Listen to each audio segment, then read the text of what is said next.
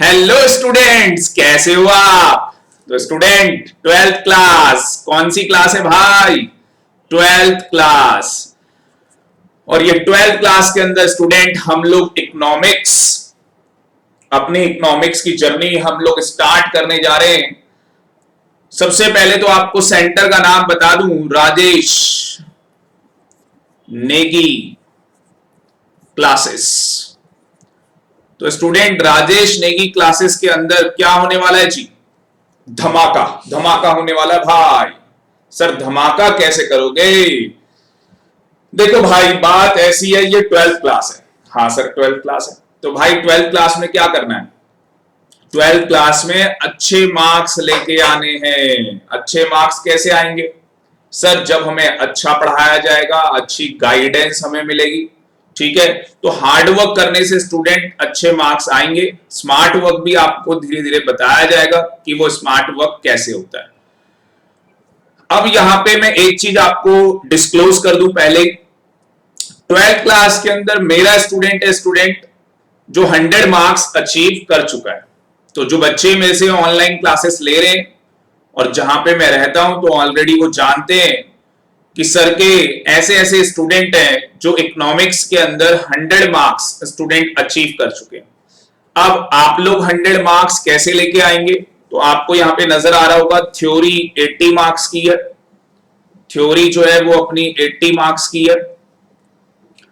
और जो पेपर होगा आपका, बोर्ड का पेपर होगा। सर पता नहीं होगा या नहीं होगा सर, क्योंकि सर अभी तो जो लास्ट ईयर का बोर्ड का पेपर होना था वो ही नहीं हुआ। अरे भाई हो जाएगा, तुम टेंशन मत लो। ठीक है, तुम अपनी सोचो। हाँ सर सही कह रहे हो। और बेटा जो ट्वेल्थ क्लास के अंदर आप लोग पढ़ाई कर रहे हैं, जो राजेश नेगी क्लासेस के अंदर स्टूडेंट आपको जो लेक्चर डिलीवर किए जाएंगे, वो लेक्चर नहीं होंगे स्टूडेंट, वो आपकी लाइफ बनाएंगे। वो आपकी क्या बनाएंगे? लाइफ। जैसे कहते हैं ना, सस्ता नहीं सबसे अच्छा। तो student, we are not delivering the lectures, we are delivering the knowledge. Knowledge deliver कर रहे हैं स्टूडेंट हम, जो लाइफ लॉन्ग टर्म आपकी एसेट बनेगी। क्योंकि इकोनॉमिक्स जो आप ट्वेल्थ क्लास की पढ़ रहे हैं, ये नॉलेज आपको जिंदगी भर काम आनी है। ठीक है, इसमें ऐसी ऐसी चीजें आप अपने पेरेंट्स के साथ शेयर कर सकते हैं स्टूडेंट। ऐसी ऐसी बातें मैं आपको बताऊंगा, आप अपने पेरेंट्स के साथ शेयर कर सकते हैं और उनको भी पता लगेगा, अरे यार ये तो हमें भी नहीं पता था। ठीक है, तो ये मैं ऐसे ही नहीं कह रहा, जब आप शेयर करोगे तो आपको पता लग जाएगा। चलो जी, तो 3 घंटे का पेपर होगा बोर्ड का। 20 मार्क्स का आपका प्रोजेक्ट है। टोटल हो गए आपके 100 मार्क्स। कितने मार्क्स लेने आपने? 100 मार्क्स लेने। मैं यहां पे जो जर्नी आपको बता रहा हूं वो 100 मार्क्स की बता रहा हूं। मेरा ओपन चैलेंज है स्टूडेंट, ओपन चैलेंज। अगर मेरे 3 थंब रूल है, बस मेरी क्लास के ओनली 3 थंब रूल है। पहला, रेगुलर बेसिस पे आप मेरी क्लास अटेंड करें, चाहे वो ऑनलाइन क्लास हो चाहे वो ऑफलाइन क्लास हो। नंबर 2, जो मैंने आपको पढ़ाया,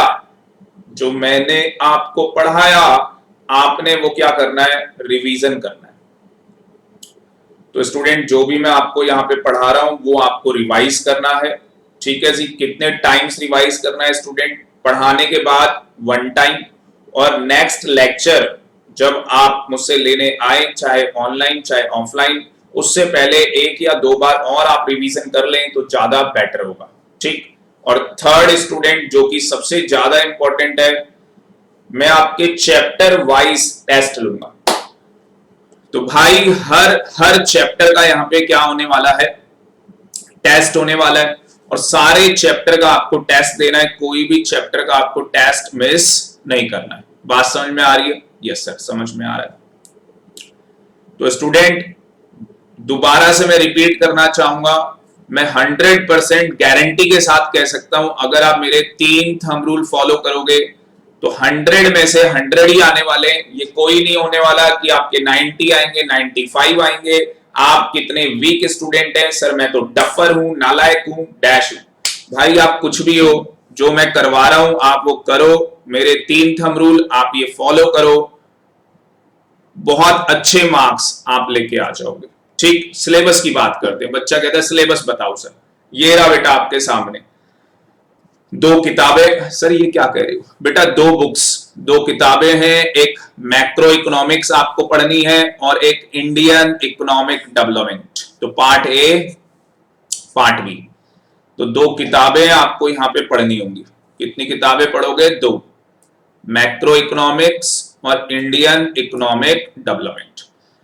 अब स्टूडेंट, अगर मैं बात करूं स्टूडेंट पॉइंट ऑफ व्यू से, तो थोड़ा सा मैक्रो इकोनॉमिक्स को टफ माना जाता है और इंडियन इकोनॉमिक डेवलपमेंट को बहुत ही इजी माना जाता है। जितने भी आपके सीनियर हैं, अगर आप उनसे पूछोगे तो वो कहेंगे भाई इंडियन इकोनॉमिक डेवलपमेंट कुछ भी नहीं है, कोई भी क्वेश्चन आ जाए छाप के आ जाए। तो भाई ऐसा नहीं है, मैं आपको दिखाऊंगा इंडियन इकोनॉमिक डेवलपमेंट के अंदर कितनी सारी चीजें हैं और बहुत कुछ सीखने वाला। ठीक, यस सर। बात करते हैं मैक्रो इकोनॉमिक्स की, जिसके अंदर नेशनल इनकम का चैप्टर हम करेंगे। बट यहां पे स्टूडेंट जो हम सबसे पहले चैप्टर उठाने वाले, मनी, अपना सपना मनी। मनी किसे प्यार नहीं है स्टूडेंट? मनी से ही। हर कोई पैसे से प्यार करता है, सर मैं नहीं, सर मैं तो रुपए से प्यार करता हूं। ठीक है जी, सही बात है भाई, तू रुपए से प्यार करता है। ठीक, उसके बाद कई बच्चे हंस रहे हैं। ठीक है जी, उसके बाद भाई बैंकिंग का चैप्टर हम लोग करेंगे और फिर जाके हम लोग नेशनल इनकम का चैप्टर करेंगे, जिसकी वेटेज भी अगर आप देखोगे तो सब काफी अच्छी खासी वेटेज है, 10 नंबर का ये चैप्टर है। और अगर आप मनी और बैंकिंग का चैप्टर देखोगे तो बस स्टूडेंट 6 नंबर का चैप्टर है। तो थोड़ा सा वेटेज देख के स्टूडेंट अच्छा नहीं लगता। क्यों? कंटेंट देखा जाए तो मनी के चैप्टर में भी बहुत ज्यादा कंटेंट है, बैंकिंग के चैप्टर के अंदर भी बहुत ज्यादा कंटेंट है। ठीक है, तो सबसे पहले जो हम स्टार्ट करने वाले हैं वो हम मनी का चैप्टर स्टार्ट करने वाले हैं। तो वेटेज में ज्यादा मत जाओ आप, बस वो कहते हैं ना, आपने 3 इडियट देखी होगी, तो 3 इडियट में क्या बोला है? हाँ जी, 3 इडियट में क्या बोला था? लास्ट में जब मूवी खत्म हो रही थी तो एक डायलॉग मारा गया था कि भैया काबिल बनो काबिल, अगर काबिल बनोगे तो सक्सेस जो है वो झक मार के आपके पीछे आएगी। तो रटना मना है, मेरी क्लास के अंदर स्टूडेंट रटना मना है, मार्क्स के ऊपर ना जाएं, बस मेहनत करें टॉपिक के ऊपर, मार्क्स तो अपने आप आ जाएंगे। ठीक है, डेवलपमेंट हम लोग बाद में करेंगे। तो सीधी सिंपल सी बात बताऊं तो मैक्रो इकोनॉमिक्स की जो बुक है वो भी 40 नंबर की है भाई, और जो इंडियन इकोनॉमिक डेवलपमेंट की बुक है वो भी 40 मार्क्स की है। 20 नंबर का क्या होगा भाई? प्रोजेक्ट है हमारा, टोटल हो जाएंगे 100 मार्क्स, हमें लेने 100 मार्क्स। प्रॉमिस करो, कसम खाओ, कसम की कसम न तोड़ेंगे ये हम। तो सबसे पहले मनी स्टार्ट करते हैं, अपना सपना मनी। मनी तो डायरेक्टली स्टूडेंट मैं यहाँ पे बार्टर सिस्टम की बात नहीं करूंगा, बाबा आदम की बात है, ये बाद में करूंगा स्टूडेंट, पढ़ाऊंगा। Don't very, be happy. हाँ सर, सबसे पहले मनी की बात करते हैं स्टूडेंट। तो सबसे पहले किसकी बात करेंगे भाई? और स्टूडेंट कॉपी पेन लेके बैठना है। जब आप मेरी क्लास यहाँ पे देख रहे हो तो मैंने आपको पहले भी बोला हुआ है ऑलरेडी कि चाहे कोई बच्चा मेरी रिकॉर्डेड क्लास देख रहा हो, चाहे कोई बच्चा मेरा लाइव सेशन ले रहा हो, चाहे कोई बच्चा मुझसे ऑनलाइन क्लास ले रहा हो, कभी भी भाई जब फर्स्ट टाइम वो मेरी क्लास देख रहा है, फर्स्ट टाइम, नेक्स्ट टाइम अगर आप देखते हो रिवीजन के लिए देख रहे हो आप रिकॉर्डेड क्लास, तो वो अलग कहानी है। जब पहली बार आप मेरी क्लास देख रहे हैं स्टूडेंट, तो कॉपी और पेन ले लो और बेटा एक एक बात, एक एक वर्ड नोट करो जो मैं बोल रहा हूं आपको। तो सबसे पहले हम डेफिनेशन करेंगे कि मनी का मतलब क्या है। तो अगर आप ध्यान से देखेंगे तो सबसे पहले हमारा पढ़ने का तरीका क्या होगा, हम लोग, मैं आपको बुक से पढ़ाऊंगा, उसके बाद मैं चार्ट बनाऊंगा और साथ के साथ मैं आपको समझाऊंगा। उसके बाद स्टेप आएगा कि आप लोग क्या करेंगे, नोट डाउन करेंगे। ठीक है जी, यस सर। तो दो तरीके स्टूडेंट नोट्स बनाने के, या तो आप मेरी वीडियो के साथ साथ नोट्स बना सकते हैं देखते देखते, या तो बीच बीच में आप वीडियो को पॉज करके आप लोग नोट्स बना सकते हैं। जैसा भी आपको अच्छा लगता है, कंफर्टेबल लगता है स्टूडेंट, उस तरीके से आप लोग नोट्स बनाओ बट बेटा नोट्स बनाने बहुत जरूरी है। अब देखो मजा आ जाएगा, मजा। चलो सर स्टार्ट करो, फिर करते हैं बेटा आज की क्लास स्टार्ट। तो सबसे पहले हेडिंग डाल लें, definition of money. Money is anything, पढ़ो मेरे साथ साथ पढ़ो आप लोग। Money is anything which is generally accepted as a medium of exchange. Money क्या है भाई? एनीथिंग, किसी भी चीज को आप मनी बोल सकते हो जो जर्नली क्या हो? एक्सेप्टेड हो, जिसे सामने वाला एक्सेप्ट कर ले। कब? मीडियम ऑफ एक्सचेंज, अभी बताता हूं। Major of value, store of value, standard of deferred payment. ठीक है जी, चार बातें यहां पे हमें बताई गई हैं। ठीक है सर, चलो आ जाओ नोट्स बनाते हैं और साथ के साथ समझते हैं।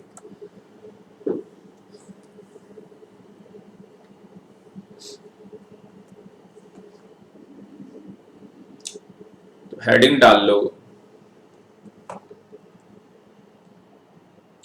डेफिनेशन।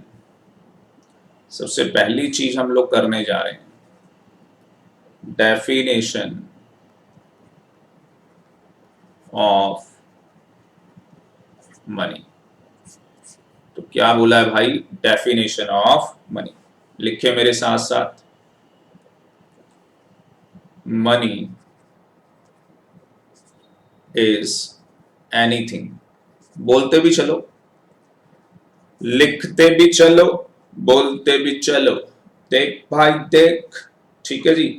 तो money is anything, money is anything which is, तो money is anything which is generally, ठीक है मैं चार्ट बना रहा हूं, तो यहां पे जर्नली क्या बोला है उसने?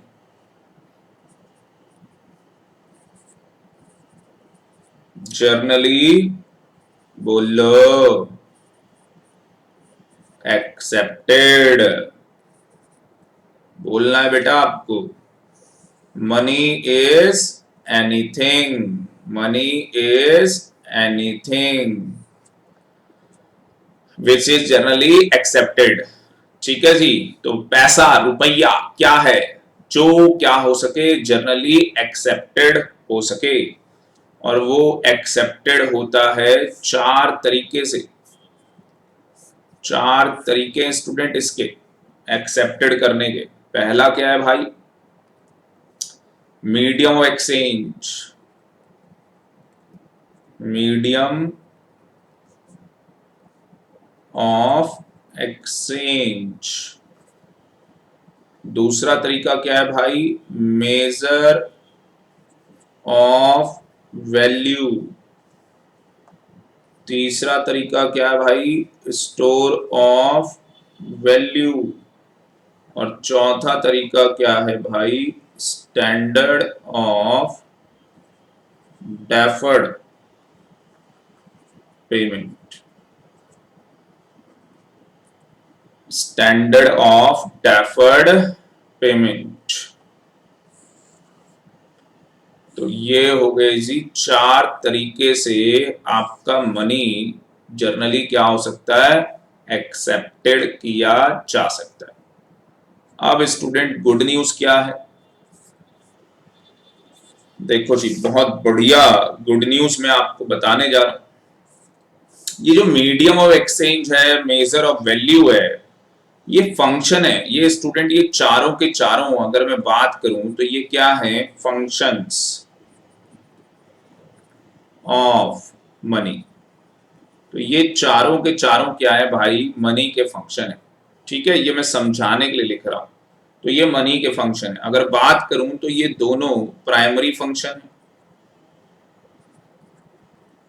तो ये दोनों क्या है भाई?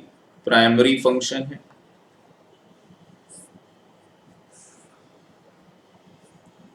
और ये दोनों सेकेंडरी फंक्शन है।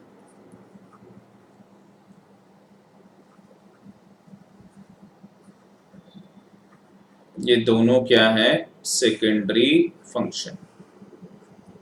आओ बच्चों, सुनाओ तुम्हें एक कहानी।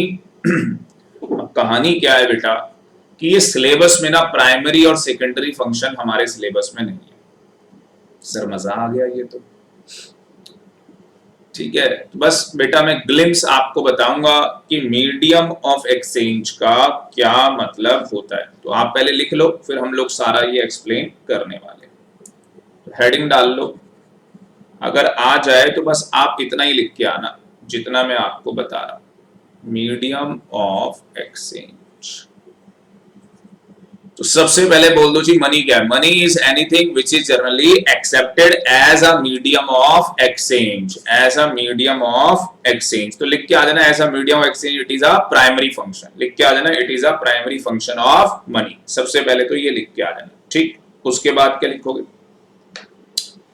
तो medium of exchange, medium of exchange means, medium of exchange means, देखो क्या मतलब है इसका। Medium of exchange means that it can be used, it can be used to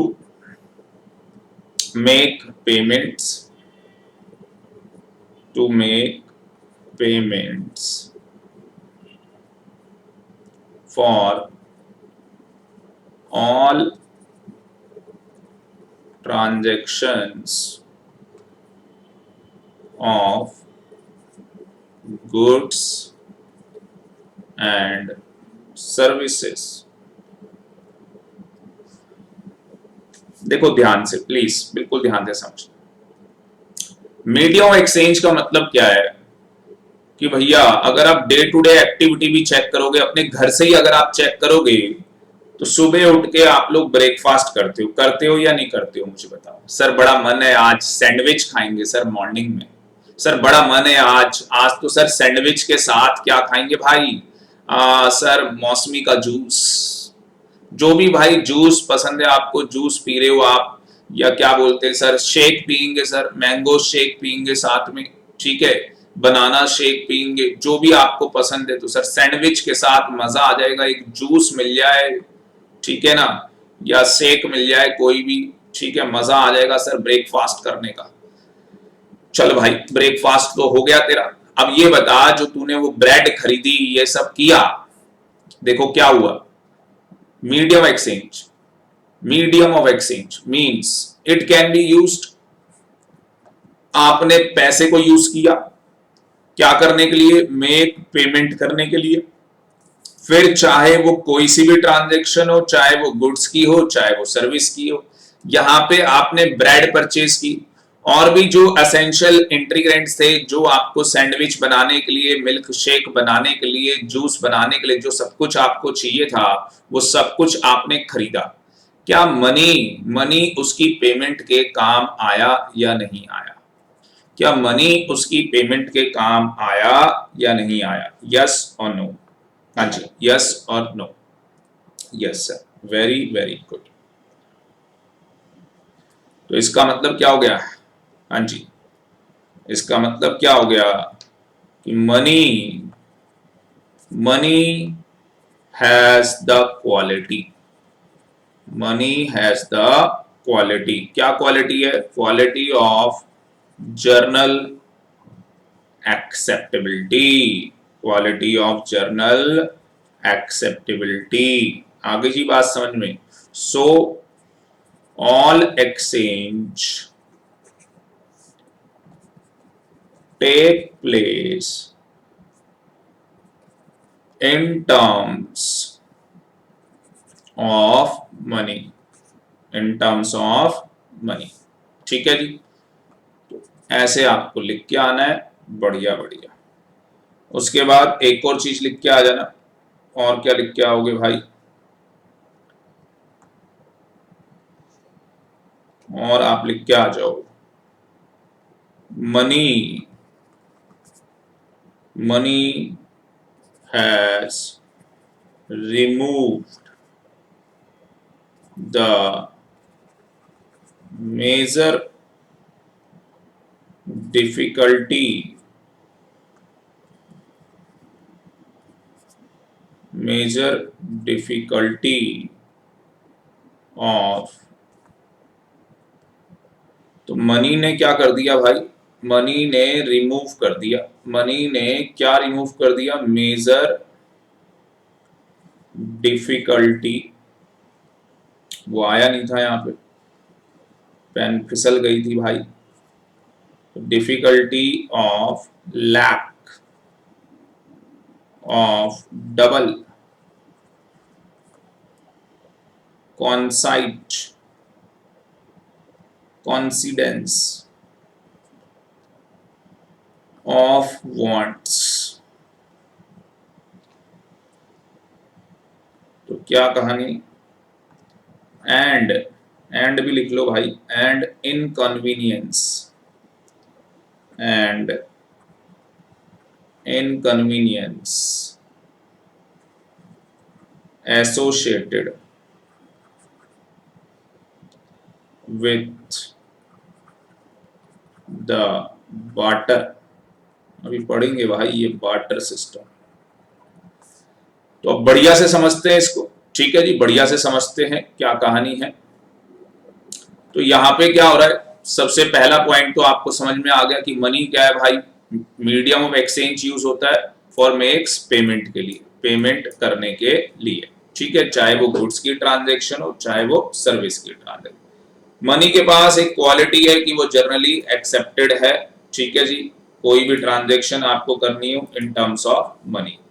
money ने रिमूव कर दिया, मनी ने एक सबसे बड़ी प्रॉब्लम स्टूडेंट रिमूव कर दी। सर क्या प्रॉब्लम थी भाई, सबसे बड़ी प्रॉब्लम थी, सबसे बड़ी प्रॉब्लम थी lack of double coincidence of wants. मतलब भाई पहले बार्टर सिस्टम होता था, बार्टर सिस्टम क्या होता था भाई, मैं भैंस लेके आया और मैंने कहा भाई भैंस के बदले तू मुझे क्या कर, तू मुझे चावल दे दे, या भैंस के बदले तू मुझे आटा दे दे भाई, या भैंस के बदले तू मुझे अंडे दे दे, मुझे अंडे खाने हैं। बात समझ में आ रही है। सर ये क्या हो रहा है बेटा, असली में बार्टर सिस्टम में क्या होता था कि आप अपनी भैंस, गुड्स के बदले गुड्स का आदान प्रदान होता था। मतलब तुम अपनी भैंसे लाए और मुझसे आटा लेके चले गए, तो तुमने भी मुझे गुड्स दिया, मैं भी तुम्हें गुड्स दे रहा हूं। अब इसमें प्रॉब्लम आती है बेटा, जो तुम मुझे देना चाहते हो वो मेरी वांट्स होनी चाहिए, जो मैं तुम्हें देना चाहता हूं वो तुम्हारी वांट्स होनी चाहिए। तो भाई ये तो बड़ा खतरनाक काम हो जाएगा ना, इसी को कहते हैं कि बार्टर सिस्टम के अंदर double double double coincidence of wants की प्रॉब्लम आती है। तो बार्टर सिस्टम के अंदर क्या आती है, डबल कॉन्साइडेंस ऑफ वांट्स की क्या आती है भाई, मेजर प्रॉब्लम आती है। तो मनी ने क्या कर दिया, इस प्रॉब्लम को रिमूव कर दिया। समझ में आया या नहीं आया? सर आ गया, ठीक, बहुत बढ़िया भाई, वेरी वेरी गुड। अगला क्या है भाई हमारे पास, बाकी आप अपनी बुक से पढ़ सकते हो, जितना मैंने लिखवा दिया मोर देन सफिशिएंट। सेकंड बोलो जी क्या था, मेजर ऑफ वैल्यू। सेकंड क्या था भाई, मेजर ऑफ वैल्यू। और मेजर ऑफ वैल्यू को क्या कहते हैं, यूनिट ऑफ वैल्यू। मुझे बताओ जो इंडिया का मनी है, क्या उसकी कोई यूनिट है? और उसकी यूनिट क्या है भाई, रुपी। उसकी यूनिट क्या है, रुपी। और रुपी का आपको पता है सिंबल भी है, ठीक है जी, जैसे डॉलर होता है, यूरो होता है, ठीक है, ये सब है भाई। तो उसी तरीके से जो हमारा भारत देश का पैसा है भाई, पैसा, ये पैसा बोलता है, तो इसका सिंबल भी है रुपी का, ठीक है जी। तो यूनिट को हम लोग, जो हमारे यहाँ पैसा है उसे हम रुपी में क्या करते हैं, मेजर करते हैं। तो आपको बस क्या लिख के आना है, आपको लिख के आना है major of value means, major of value means, major of value means लिख लो जी, measure of value means that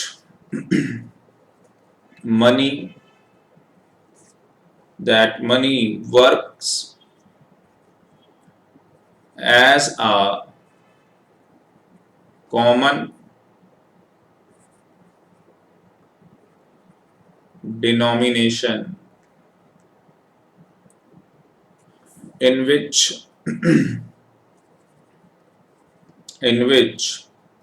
value of goods and services are expressed। तो आपको समझ में आ गया होगा कि भाई मनी की हेल्प से क्या हो रहा है, जो ये पैसा है ना भाई, पैसा, इसी की हेल्प से हम लोग क्या कर पा रहे हैं, जो गुड्स और सर्विसेज हैं उसकी वैल्यू को मेजर कर पा रहे। ठीक है जी, उसी की वैल्यू को क्या कर पा रहे, मेजर कर पा रहे। जैसे 1 केजी घी, तो भाई 1 केजी घी का मान लो 500 रुपए रेट है, तो भाई 2 केजी का कितना हो गया, 1000 रुपए हो गया। 1 केजी घी 500 का मिल रहा है तो 2 केजी कितने का मिलेगा, 1000 का मिलेगा। ठीक है, आ गई बात समझ? Yes sir. 1 किलो आम, मान लो 1 किलो आम 80 रुपए का है, तो 2 किलो कितने का हो गया भाई, 160 का। बाकी इंडियन है भाई, हम लोग बार्गेनिंग करेंगे तो वो कहानी अलग। चलो समझ में आया, बाकी लिख लेना, रुपी है ये कहानी। तीसरा क्या था भाई, तीसरा क्या था हमारे पास, हाँ जी, तीसरा था store of value. Store of value, तो क्या हम पैसे को स्टोर करके रख सकते हैं, क्या हम पैसे को स्टोर कर रख सकते हैं? तो यस, हम लोग पैसे को बैंक के अंदर क्या करते हैं भाई, स्टोर कर रखते हैं। तो हम लोग पैसे को क्या करते हैं, बैंक के अंदर स्टोर कर रखते हैं। बस इसमें मैं इतना ही बताना चाहूंगा, क्योंकि हमारे सिलेबस में भी नहीं है स्टूडेंट ये। बस आपके सिलेबस में क्या था, डेफिनेशन थी मनी की। तो जो ये फंक्शन ऑफ मनी है, प्राइमरी और सेकेंडरी, ये आपके सिलेबस में नहीं है। ये तो अपनी इच्छा से मैं आप लोगों को लिखवा रहा हूँ, अपनी इच्छा से मैं आप लोगों को क्या कर रहा हूँ भाई, लिखवा रहा हूँ। तो इसमें 1-2 लाइनें आप लोग खुद लिख सकते हो, बाकी मेरे से नोट्स मांग सकते हो, मैं सेंड कर दूंगा आपको नोट्स। लास्ट है भाई, standard of deferred payment. Standard of deferred payment. Standard of deferred payment का मतलब क्या है भाई, कि एग्जाम्पल ले लेते हैं, और एग्जाम्पल भी आपका और मेरा ले लेते हैं। आपने मुझे क्या करना है जी, फीस पे करनी। क्यों कहते हैं ना, अपने में बात आती है तो ज्यादा जल्दी समझ में आती है। मान लो कि आपने मुझे 20,000 रुपीज पे करने हैं, रुपीज आपने मेरे को पे करने। तो आपके फादर ने कहा सर, मैंने कहा हाँ जी सर बताइए। सर पोस्ट डेटेड चेक ले लो, पीओडी। पीओडी क्या होता है भाई, post dated cheque, PDC sorry, एक मिनट रुक जाओ, फिर तुम कहोगे समझ में नहीं आया, तो ढंग से लिख देते हैं पीडीसी। पीडीसी बोले तो post dated cheque. Sir post dated cheque ले लो, ठीक है जी, पोस्ट डेटेड चेक ले लो मतलब सर देखो आज डेट क्या है, मान लो भाई कि आज डेट है 10 अगस्त। सर आप 25 अगस्त का चेक ले लो ना, 25 अगस्त को बैंक में डाल देना सर ये चेक। तो आप क्या कर रहे हो, आप क्या कर रहे हो, स्टैंडर्ड क्या है भाई, चेक। किससे पेमेंट कर रहे हो आप, चेक से पेमेंट कर रहे हो। और जिससे आप पेमेंट कर रहे हो चेक से, उस पेमेंट को आप क्या कर रहे हो, थोड़ा सा डिले कर रहे हो। पेमेंट को आप थोड़ा सा क्या कर रहे हो, डिले कर रहे हो, मतलब पोस्टपोन कर रहे हो। डेफर का मतलब क्या हो गया, हाँ पोस्टपोन करना। तो आप पेमेंट को क्या कर रहे हो, पोस्टपोन कर रहे हो। आगे जी, आगे के लिए डिले कर, तो इसी को बोलते हैं स्टैंडर्ड ऑफ डेफर्ड पेमेंट।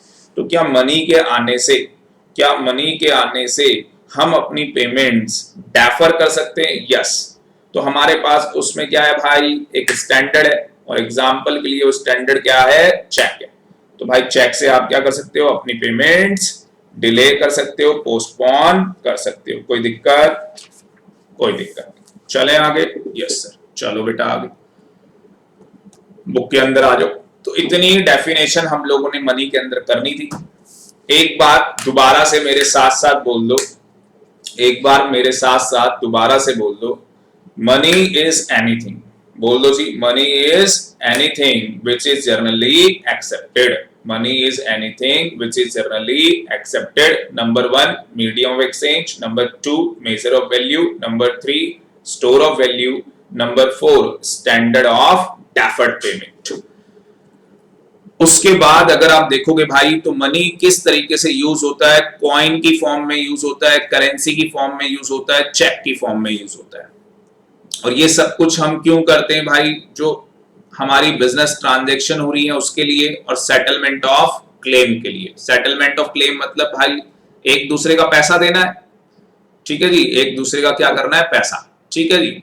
हाँ सर, समझ में आ गया। बाकी ये देख लो, ये लाइन भी पढ़ लो। It must be noted that money can be any commodity chosen by the common consent as an instrument of exchange of goods and services।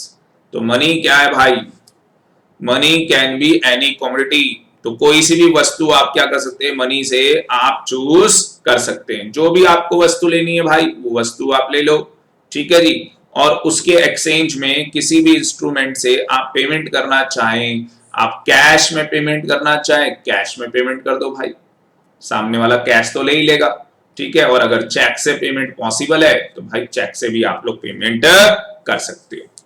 तो स्टूडेंट इस लेक्चर में इतना ही। Thank you very much, okay bye, take care. मिलते हैं next lecture के अंदर, और नेक्स्ट टॉपिक हम लोग स्टार्ट करेंगे नेक्स्ट लेक्चर के अंदर। Take care.